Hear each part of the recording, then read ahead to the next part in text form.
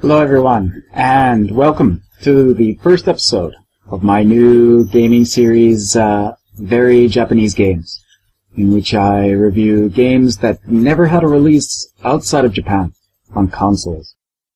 So, yeah, I hope you guys can bear with the poor camera quality for now, and probably even worse editing skills, but hopefully everything will come together and it'll be at least watchable. So, yeah.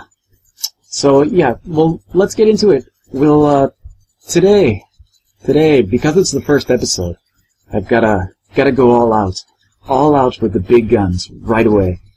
And, because of that, because I gotta pull out the big guns, I gotta pull out this. The game we're looking at today is Galgun.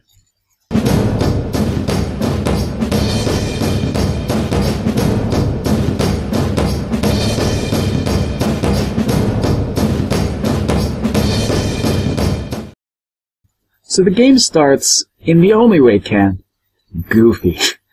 The Cupid in training is tasked with shooting the main character, Motesigi Tenzo, whose name is actually a play on words in Japanese, but it doesn't really translate in English. But she shoots him with an arrow to help along his love life, but she screws up the auto-fire on her arrow gun, and suddenly Tenzo is hit with 16 arrows as opposed to 1. Suddenly, girls are all over him, and with the guidance of his ever-annoying angel helper, he has to choose the girl that will fall in love with him, while avoiding all the rest of the girls in the entire school.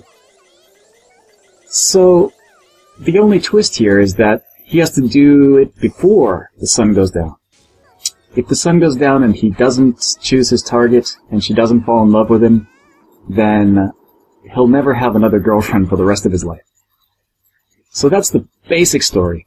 The game starts you from there, and you choose from one of 4 targets, and all of which have a different kind of theme to them, and all of which are also immune to your normal Cupid-endowed charms. So the story progresses differently, depending on who you choose and what choices you make during the story. The game itself is pretty short. It's only about 5 stages, and all the settings are some type of school setting. So you'll start outside, and that's the same for all characters. You start outside, and then you move inside. And the rooms inside are different depending on which character you select and which choices you make during the game. So the entire thing is not entirely without replay value, because depending on your choices, you can go to different areas. And at the end of each stage, there is a boss battle of some type. And the boss battles are the same for 2 out of the 5 boss battles. 3 of the 5 battles are specific to the character that you've chosen as your target. So in some cases, you might be fighting a giant tentacle monster, or you might be warding off sleep while posing for an art project. And in other cases, you might be trying to shoot boos to Yaz while somebody is playing a guitar on stage. It's all different for each character, so that at least is pretty interesting. The basic gameplay is your standard on-rails shooter fare. Nothing really exceptional except, your enemies are high school girls and high school teachers, crazily professing their love for you instead of zombies or monsters or whatever. Each girl has a weak spot, and it's revealed by running the cursor over their bodies until a word pops. So it's not always a headshot that will kill in one shot.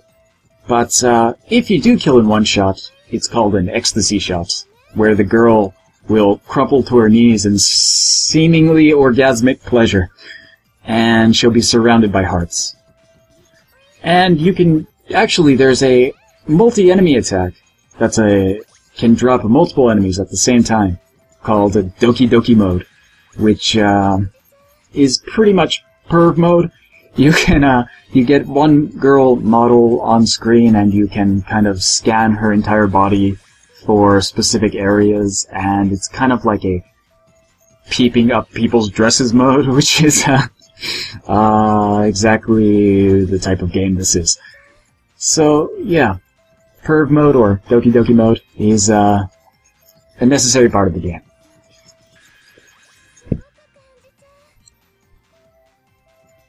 So the perv mode here is essentially a close-up of the girl. You can zoom in on her parts in order to get focused attacks.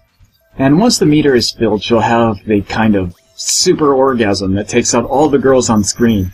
Though you can also gain profile information for the girl, of which there are 66 to collect. This is also the part that Microsoft had talks with the developer about. While most people believe that nothing was taken out of this after all, there actually is some of it missing. For example, when a girl is not wearing something with a skirt, you can move all the way down to her feet and look up at her. Only when there's a skirt, and of course panties can be seen, can you not do this.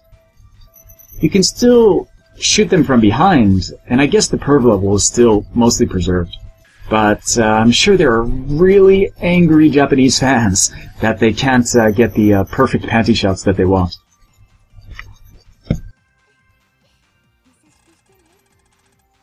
Generally, it makes very little sense, but that's probably the beauty of Galgun. The whole game is like a goofy walk in the mind of an anime-loving, mentally stunted, perpetually horny high school kid. And overall, that's not such a terrible thing, considering everything. So when it comes down to it, Galgun really isn't that terrible of a game. It's pretty fun overall, actually, if you like quirky on-rail shooters.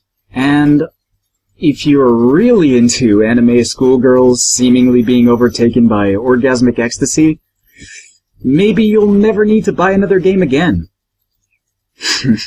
So yes, this will end the episode. The first episode of Very Japanese Games.